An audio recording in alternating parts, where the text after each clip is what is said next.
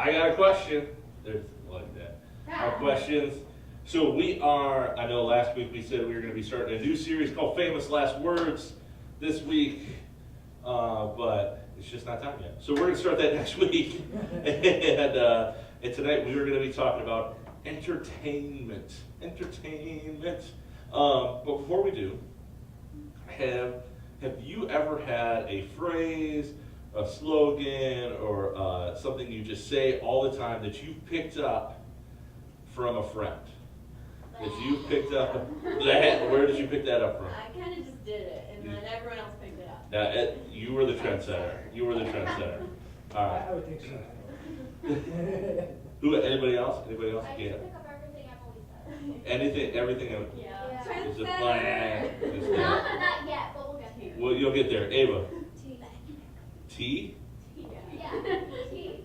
Like T-E-A? Yeah, tea. But The drink? that force. Yeah, like tea. I'm Tea, sold. spill the tea. That was tea? Yeah. Do I have to do this when I say that? It's like the drama. It's gossip. It's gossip. It- What's the tea? It's the hot gossip? Spill the tea. I have to I'm so old. So- This is like when I first got a Snapchat. I was like, what is this? Okay, but we just Don't worry write about down it. the sentence. Yeah. All right. It's like, oh, that happened? Tea? Toast. Abby. Basically, Basically. Oh, our friend Claw says that all the time. Okay. She's in the back of my phone case. There she is. Look at that. We have a friend at our lunch table, and he likes to yell in slow motion. So he goes, no, that didn't happen, like really slow. So then the rest of us started doing it, and he denies that he ever did it. All right. I get that. I get that. All right. All right. Dan. Totes cute. Totes cute. Abby. Sister. All right. I guess not like that. All right.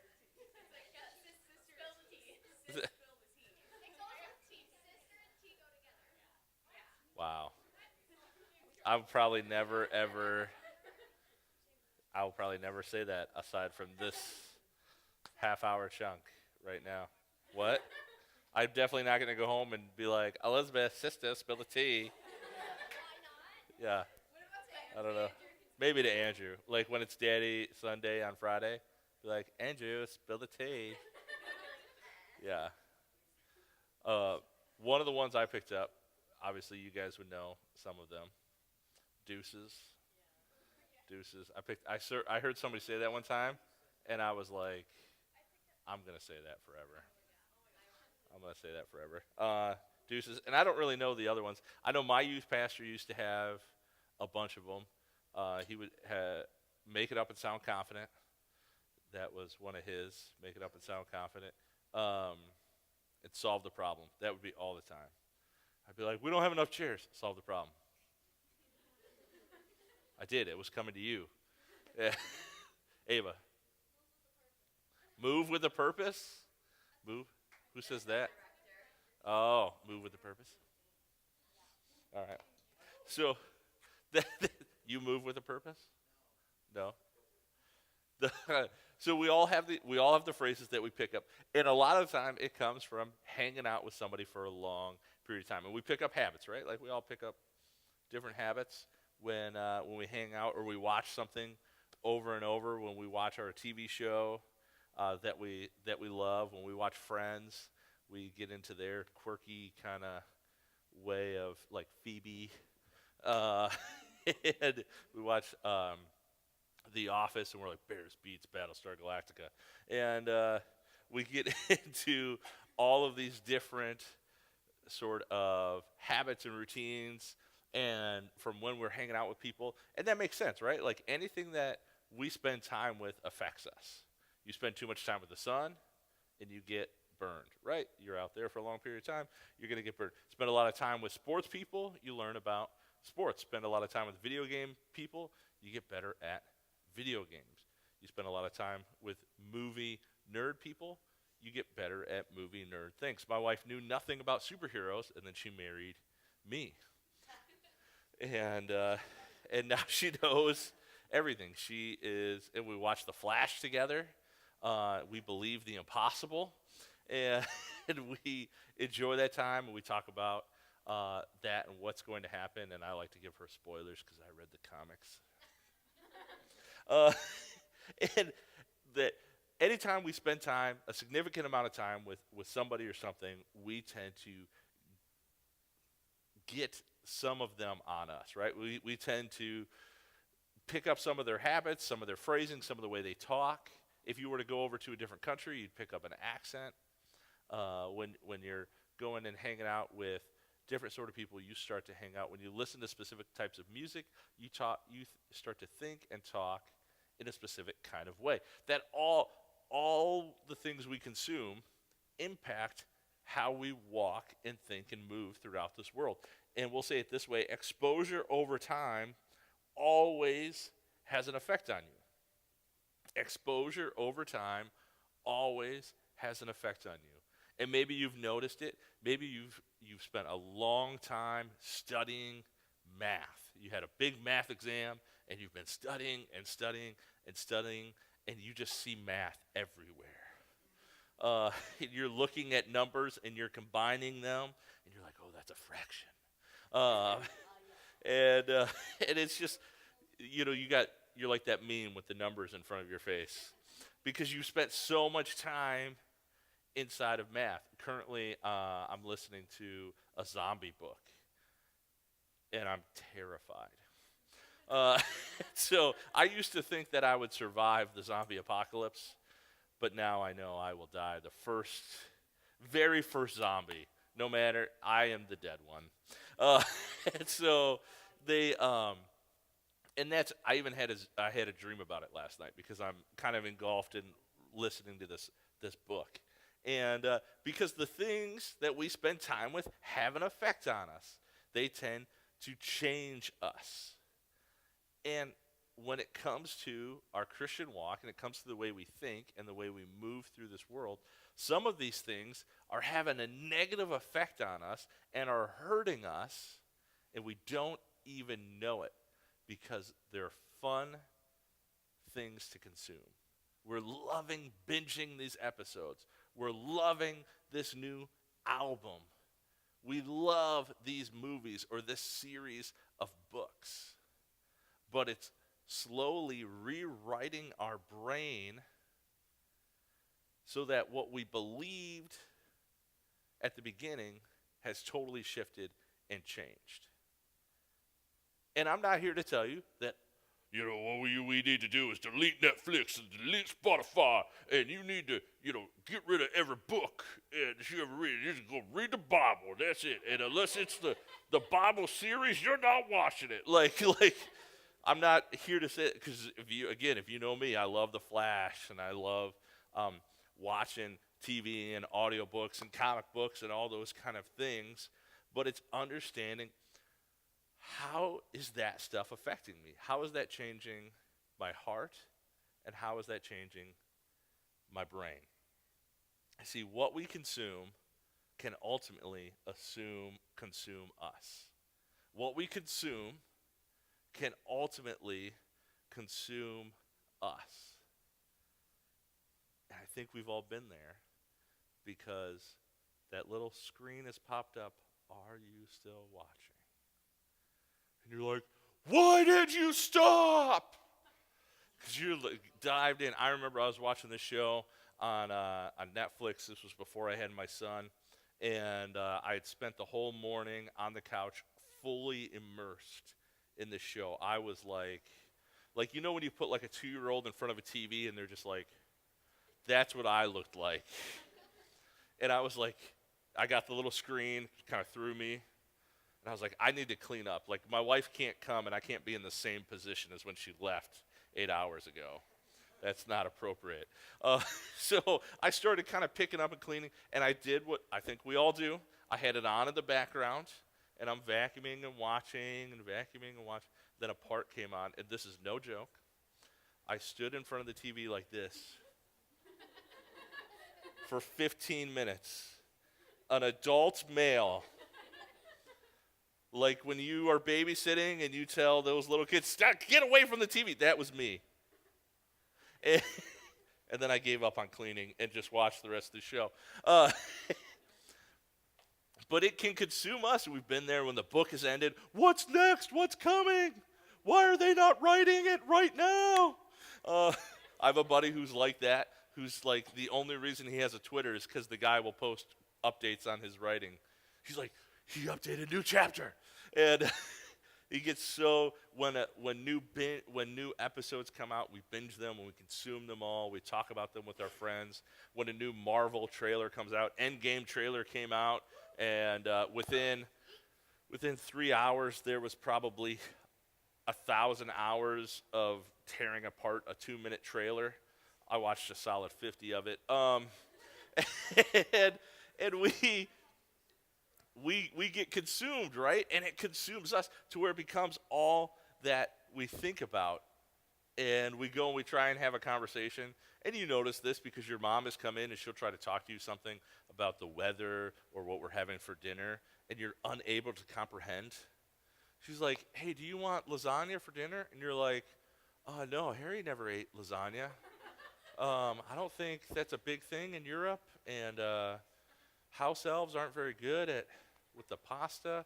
Like, and she's like, what are you talking about? You're like, oh, we're talking about real life now. Threw me for a loop, Mom. And so we've been there because it consumes us. And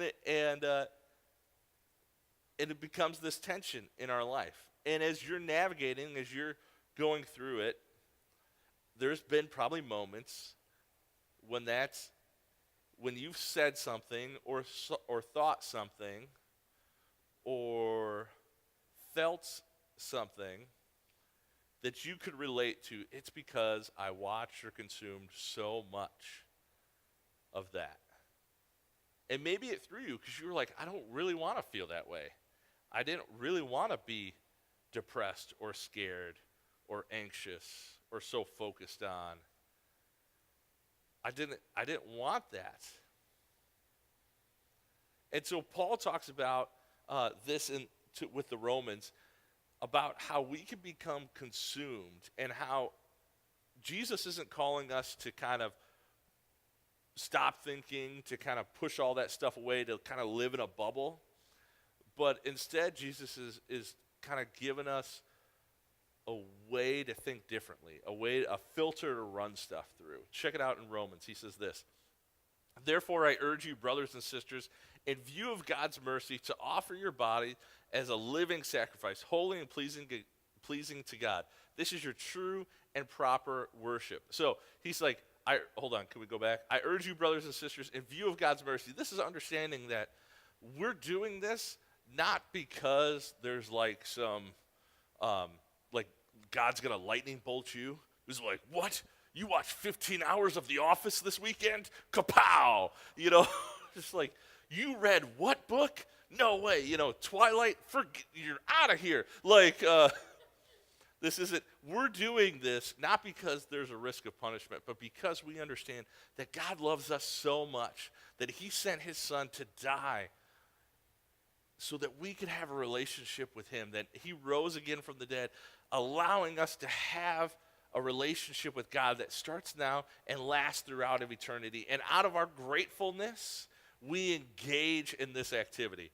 In view of God's mercy, to offer your bodies as a living sacrifice. So we're doing this, again, we're offering everything I am, everything I can do, everything I can think, everything, all my skills, my talents. Nothing is off limits to God. In fact, I want to give all of that to him as a living sacrifice, holy and pleasing to God.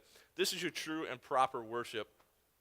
And then he continues on to say, do not conform to the pattern of this world, but instead be transformed by the renewing of your mind.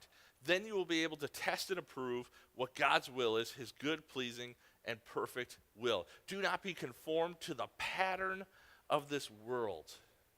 Instead, be transformed. So we know that there's a pattern in this world, right? Anger, yelling, frustration, hurt, hate. There's a pattern that's inside of this world. Selfishness, where it becomes about us. And it's subtle, right? It's subtle.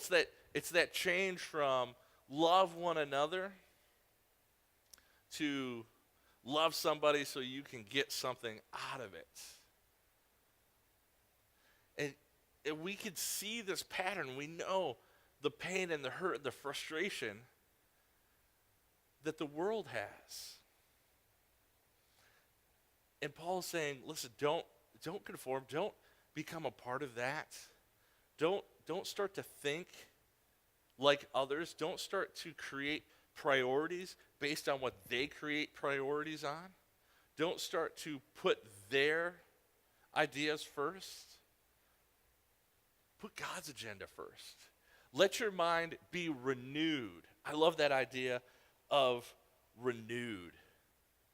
Let your mind become new. And our brains are really amazing things. And when we understand how we create these pathways and things that become comfortable to us. And we know that we have habits and patterns. You're going to leave here tonight. You're going to go home, and maybe you have a snack before bed. Maybe it's the same snack, a grilled cheese like me. I usually go home, I have a grilled cheese, I watch some TV, and I go to bed. And that's very comfortable. It's very routine. It feels very good. And maybe you have the same thing. And then when it's thrown off, when your mom's not there to make the grilled cheese, when there's no ice cream in the fridge, or you have to go to bed because there's an early day tomorrow, it's like, this is not the normal. And we do these things because they feel good and routine. Because we've done it so much, our brain has created pathways so that the information that comes in can go along quicker. Because your brain can literally lock up. We've all been there. You ever feel that way when your brain literally, you're like, information overload, too much. Do you know why you feel that way? Because it's information overload. And your brain is learning how to process that information. That's why EMTs and firefighters and paramedics train in intense situations so that when they have to do it, it's instinct. Their brain knows how to act already. And God is saying, you can do that with your mind. And in fact, you're creating pathways now. But which pathways are you going to correct? Are you going to conform to? The world's or God's? Which ones are you going to adjust in? So what are we supposed to do? What are we supposed to do? How do we not conform to the pattern of this world, but instead be transformed? How do we transform our minds? And we talked a little bit about HGTV and the Property Brothers, right? There's that show, Love It or List It. Anybody heard of Love It or List It? That's where they have to decide whether to love it or to list it. They have a house, and they're going to remodel the house, and they're going to look at other houses. They have to decide whether they want to stay in their remodeled house or move on to to a new house. It's a great show, and you could see the transformation because they come in, and they're like, we want an open concept. Everybody wants open concept in hardwoods. Sometimes cathedral ceilings. And so they come in and they do that, and there's always tension in there. One of the other ways I think we can explain it is the show Hoarders. Anybody ever seen Hoarders?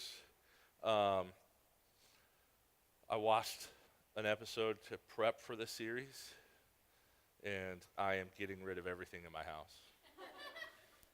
And so this is a little bit of what we're going to talk about. We can come in and we can have this kind of hoarder mind, right? We can have this mind that's full of stuff and junk and hasn't been thought through, hasn't been planned out, hasn't been engaged with. It's just, and it's terrifying. And so this is the hoarder house. And often this is how we engage with media, right? Let's just throw it all on in there. If it's got a high score on Rotten Tomatoes, if it sounds good, if my friend thinks it's great, if it got a high score, is on New York Times bestseller, throw it on the pile. And this is how we kind of engage with it. And the amazing thing is somebody comes in these hoarder episodes, somebody comes in and cleans, and then it comes out looking like that. And it's amazing. It's a complete difference. And what God is saying is we want to go from throwing it on to a transform, something like this one, where it is just like this packed junk pictures, and it's like, this isn't even nice, to a beautiful area where you can engage people with. And here's the thing. Paul isn't saying, delete your Spotify account, delete Netflix. Paul is saying, as you're piling it on, we need to renew. What we're supposed to do is renew our minds, is bring in truth and thought process and engagement with it. See, Paul isn't saying to think less. He's actually saying think more. He's not saying think less. He's saying think more. The stuff that's coming in, you need to create some filters, some boundaries, some lines in the sand to say, am I going to let this consume me? Am I going to let this become a pathway in my mind? We need to think more about the entertainment that we're doing and not letting it just happen to us. When we're playing a video game, when we're watching YouTube stars, when we're engaging in conversations with our friends, are we thinking more, or are we just letting this stuff happen to us? We need to evaluate your entertainment. Evaluate your entertainment. Is this something you should be watching? Is this something that's helping you? And here's the cool thing. Everybody in this room is different. What? No way. Yeah, we're all different. The things that bother you are going to be different than what bother me. There's this show, you may have heard of it. It's called This Is Us. It's about a family that adopts a little boy, and it's very emotional and tough. And I'll be honest, we mentioned last week, I adopted my son 7 months ago, and they wanted us to watch that show because it's an accurate depiction of the emotions you go through in adoption. And I watched one episode, and I was like, I can't watch this anymore. And I don't watch that show because it's really hard for me. It just brings up a lot of emotions and a lot of stuff, and it just doesn't put me in a good space. So guess what I don't watch? This Is Us. Here's the thing. You might watch This Is Us. You might love it. You can pull out that hankies, and you're just sitting there with your blankie. You're like, this is fantastic. I love them. And that's great. Good for you. I can't watch that because I'm different than you. I evaluated my entertainment, and I came away saying, I can't watch that. I'm different than you. You're going to be reading something. You're going to be watching something. You're going to be listening to something and say, you know what? I can't. It's not helping me. It's not helping me. I'm trying to get closer to Jesus, so this is pulling me away. And we're all different. We all come with different struggles, different baggage, different thoughts, different histories, different goals. So you need to evaluate your entertainment. You need to think more, not less. So how do we do that? How do we evaluate our entertainment? The first way we do that is by asking questions. Asking questions. How is this making me feel? What is this making me think? What's going on? If my mom were to walk into the room right now, would I pause it, turn it off, lie? Ask some questions about the entertainment you're listening to. Would I be okay putting this on in the car so everybody could listen to it? Do I feel okay recommending it to my small group leader? Ask some questions. That'll help you define your boundaries and figure out what's okay and what's not okay. And you can even ask your small group leader, say, hey, man, I'm really into this show. It's called Murder, Death, Shoot People. What do you think? No, probably not. But you can ask. You say, hey, what do you think about this? What do you think about that show? Ask some questions, and then finally make some changes. Make some changes. maybe for you, you got to change what you listen to. You realize, hey, when I listen to too much Beyonce, I start getting real mad and just I knocked out some dude's headlights and I was lemonading everywhere. And maybe you're watching a show and you just realize, man, these thoughts, I can't get them out of my head. I can't be watching the show anymore. Maybe you're reading a book or you're listening to a YouTube star and you just realize, man, they are not caring for people the way I want to care for people. I got to stop listening to them. We got to make some changes.